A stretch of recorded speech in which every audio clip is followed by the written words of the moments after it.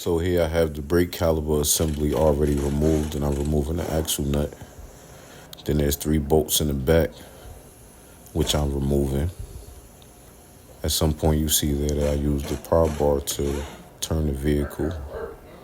When it's loose, I gotta use the persuader to help persuade.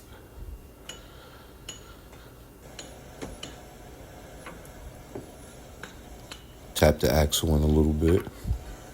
Now the wire's stuck in the back. I'm just working the wire out.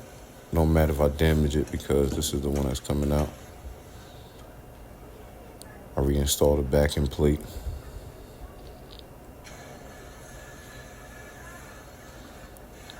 And I gotta fish the wire through for the wheel speed sensor.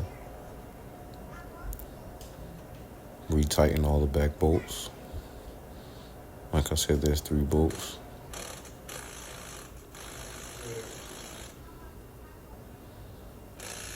So right here, I'm struggling to line up that first bolt sometimes, but that's just the way it is. It's a little struggle to get that first bolt lined up. But once you get the first bolt lined up, you usually be able to zip them right in if you have some type of impact driver or even hand tools.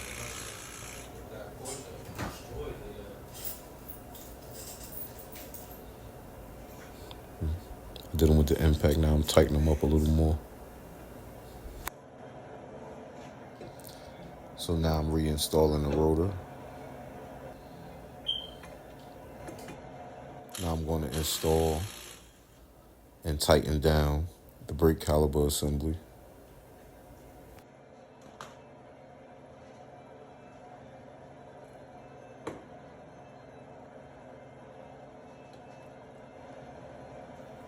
Here I'm pressing back the brake caliper with the brake caliper press tool.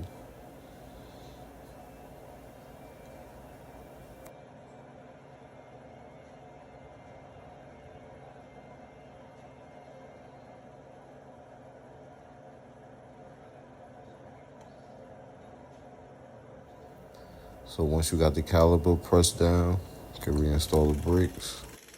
I'm using an impact to pull in the axle, but then I'll loosen it up and tighten it to spec with a torque wrench.